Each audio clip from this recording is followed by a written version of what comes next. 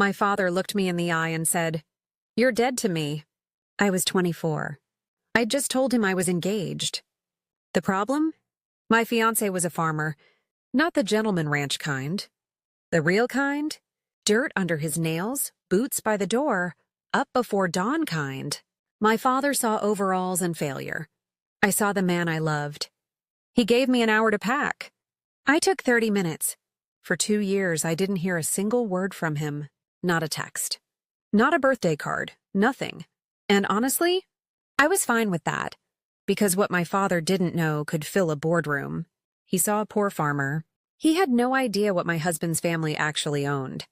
And when he finally found out, everything changed. But not the way he thought it would.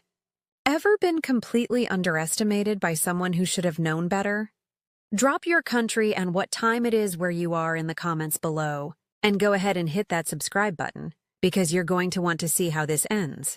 Let me take you back. I grew up in a house where your worth was measured in 2 things: your last name and your tax bracket. My father built a commercial real estate firm from the ground up. Mid-tier, respectable, profitable. He was proud of it. Too proud. Every conversation at dinner was about deals, closings, who bought what, who was moving up. I learned early that people weren't people to him. They were assets or liabilities. I got my marketing degree because that's what was expected. I worked hard because that's who I am. But I never loved the game the way he did. I met my future husband at a sustainable agriculture conference. I was there for a client project. He was there because it was his life. We got coffee after a panel on regenerative farming. I asked what he did. He said, "I grow things." I thought that was the most honest answer I'd ever heard. We dated for a year. He never mentioned his family's business. I never asked about money. I loved that he measured success in soil health and harvest yields. I loved that he got up at 5 a.m., not to beat the market, but to check on seedlings. I knew introducing him to my father would be a disaster. I did it anyway, because I wasn't asking for permission. I was informing him of my choice. My father took one look at my fiancé's worn Carhartt jacket and made up his mind. "You're throwing your life away." "I'm building a life." "There's a difference. Don't come crawling back when he can't pay the rent." I didn't. For 26 months, I heard nothing. I built a life anyway. A good one. I saved everything, by the way. Emails, texts, voicemails. Hazard of working in marketing. You document everything. I had no idea how much I'd need them. The call came on a Tuesday night. Middle of dinner. I saw the number on my phone. I hadn't seen it in over 2 years. My husband glanced at the screen. "You don't have to answer." I did anyway. I'm not sure why. Curiosity, maybe. "Hello?" "Hi, sweetheart." "It's Dad, sweetheart." Like nothing had happened. I know who it is. I saw an article today, in the Business Journal, about your husband's family. Very impressive operation. I had no idea. There it was. "You mean the dirt poor farmer?" Silence, then a chuckle. Like I'd made a joke.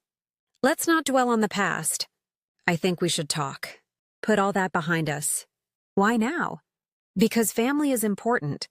And I have a proposal I think could benefit everyone." "Benefit everyone?" That's code. It means benefit him. What kind of proposal? I'd rather discuss it in person. But I'm looking at some new opportunities for my properties. Retail and mixed use. Your husband's family has significant land holdings.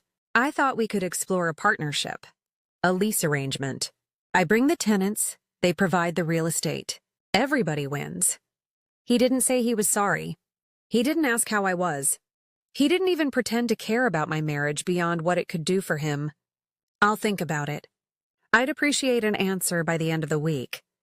This is time sensitive. He hung up. I put the phone down. My husband looked at me. What did he want? A deal, not a daughter. I didn't call him back. 5 days later, my phone started ringing again. But not from him. Aunt Carol, Uncle Ron, 2 cousins I hadn't spoken to in years. Every single one of them had the same story. Your dad is heartbroken.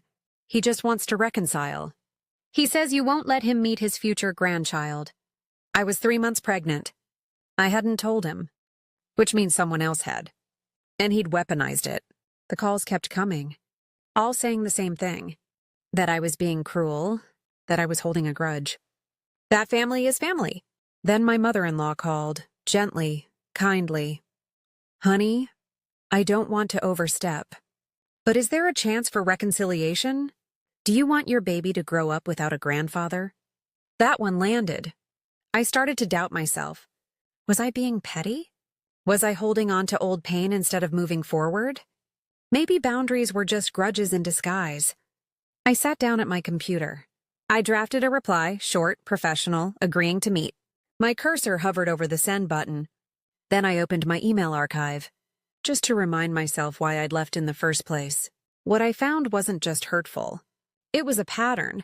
I went back to the week he disowned me. Not just the fight we had in person. The emails he sent after. He'd written to my aunts, my uncles, and half a dozen family friends. Subject line on the first one, regarding my daughter.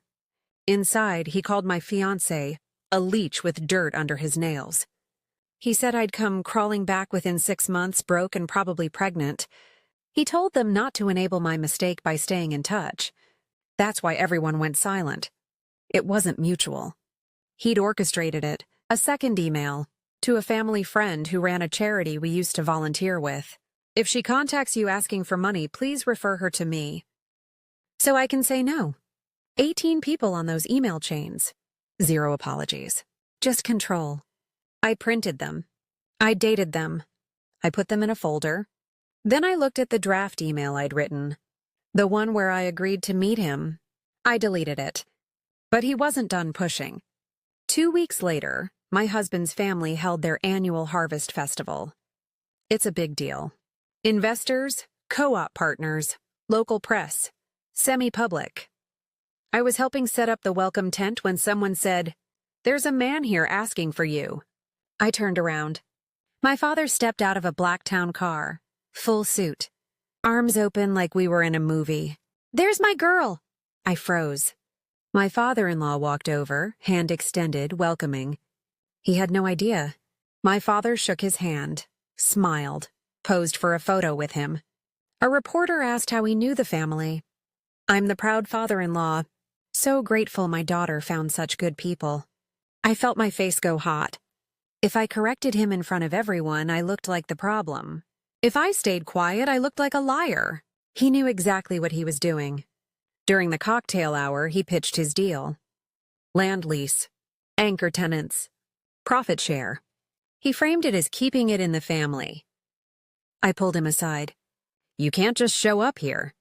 You wouldn't answer my calls. I'm solving that problem. Unless you'd prefer I make a scene.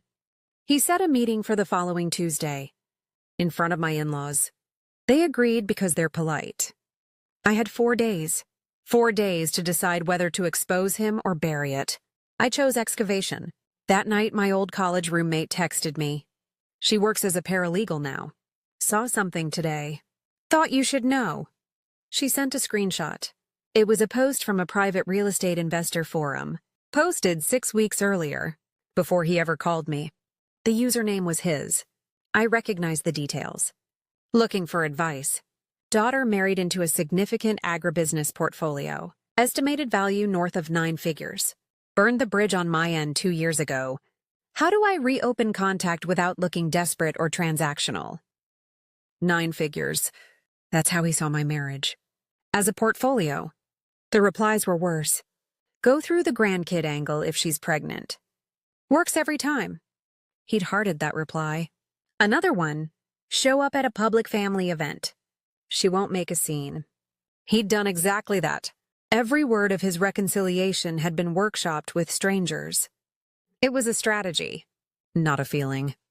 I screenshot the screenshot. I saved the link. I archived everything. Then I stopped feeling guilty. And I started feeling very, very clear. The next morning, my husband's family CFO asked to speak with me privately. After the festival stunt, they'd quietly run a background check on my father. Standard due diligence for any business partnership. He slid a folder across the table. I thought you should see this before Tuesday. Inside was a debt summary. My father's commercial real estate firm was over-leveraged. 2 anchor tenants had left. The properties were underwater. He owed more than they were worth. $1.7 million in the gap, 12 months until foreclosure. The CFO looked at me. He doesn't need this deal for growth. He needs it for survival. I felt something strange. Not triumph, sadness. My father would rather use me than admit he was struggling. He'd rather manipulate his way into a deal than ask for help. Because asking for help would mean admitting weakness. And in his world, weakness was worse than cruelty. I closed the folder. My husband touched my hand. We protect our family. That includes you. I nodded. I knew exactly what I needed to do. And it wasn't what my father expected. That weekend, my husband and I made a plan. Step 1, I would attend the Tuesday meeting. But I wouldn't go alone. I'd bring a family lawyer and a prepared statement. Step 2, my husband's parents would hear the full story first. In private. With all the evidence. So my father couldn't control the narrative. No revenge. No public shaming. Just boundaries. Documented and witnessed. Sunday evening, we sat down with my in-laws and their attorney. I showed them everything. The disownment emails.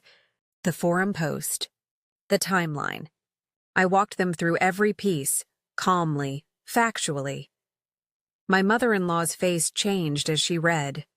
We don't do business with people who treat family like assets. My father-in-law nodded. What do you need from us? Just back me up. I'll handle the rest. The lawyer gave me one piece of advice. You set the terms. He can accept them or leave. Either way, you're protected. I wrote a 1-page statement that night. My husband read it. He didn't change a word. This is right, he said. Tuesday came. My father walked in expecting a deal. He got something else. The meeting was held in the main conference room at the agricultural company headquarters. Glass walls, fields visible in the distance, professional, calm. My father arrived 10 minutes early. He was carrying a leather portfolio and wearing his best suit. He walked in with a smile. Then he saw me, my husband, my in-laws, and a lawyer. The smile faltered. What's all this? Sit down, Dad, he said.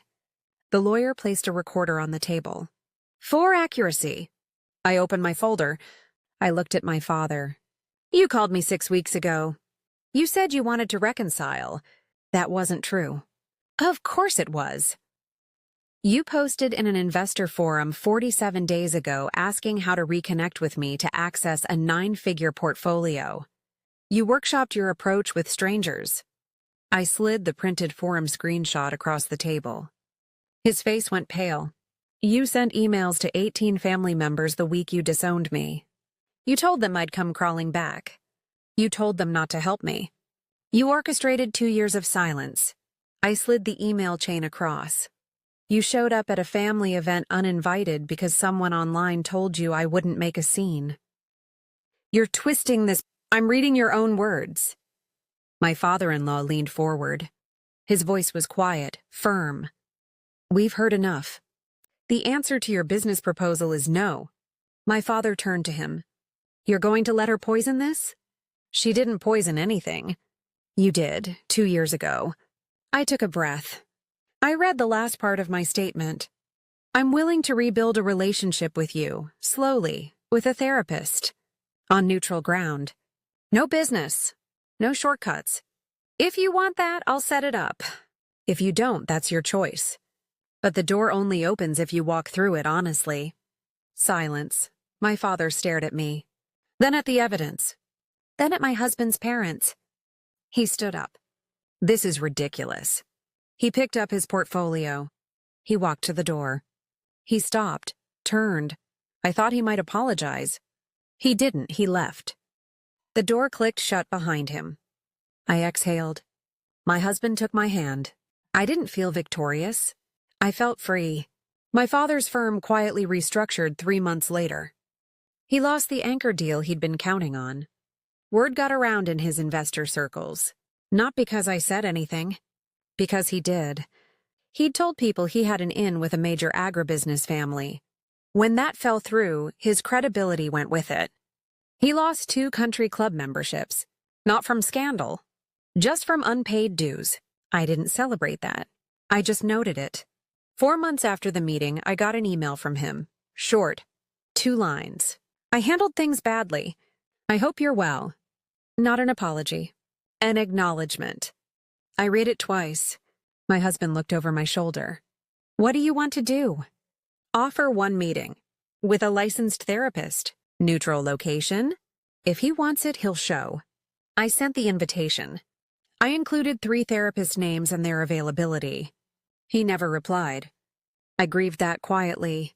Then I moved on. That fall, my husband and I launched a small foundation. We fund agricultural scholarships for first-generation college students from farm families. Kids who love the soil but don't have the network or the capital. At the ribbon cutting, my husband gave a short speech. He thanked me for the vision. I thanked him for the partnership. My daughter was born the following spring. Healthy, beautiful, perfect. My in-laws were at the hospital an hour after she arrived. They brought flowers and blankets and tears of joy. My father was not there. I didn't cry about it. I held my daughter. I looked at my husband, and I said, "She'll grow up knowing love isn't conditional." He kissed my forehead. "She will." Here's what I learned. You can't build a real relationship on a business plan. You can't negotiate your worth with people who see you as currency. Boundaries aren't walls. They're doors. But they only open from both sides. I offered my father a door. He chose not to walk through it. That's not on me. I'm at peace with it. My daughter will know her story. She'll know what her mom chose, and why. And if she ever has to set a boundary of her own, she'll know it's okay. Because protection isn't cruelty. It's love. So let me ask you, have you ever had to set a boundary with a family member? Was it worth it? Do you regret it, or would you do it again? Tell me in the comments. I read every single one. And if this story meant something to you, hit that subscribe button. There's a lot more where this came from. One last thing. This story is a fictionalized dramatization for educational and entertainment purposes. It is not legal or financial advice. Always consult licensed professionals for your specific situation. Thank you for listening. I'll see you in the next one.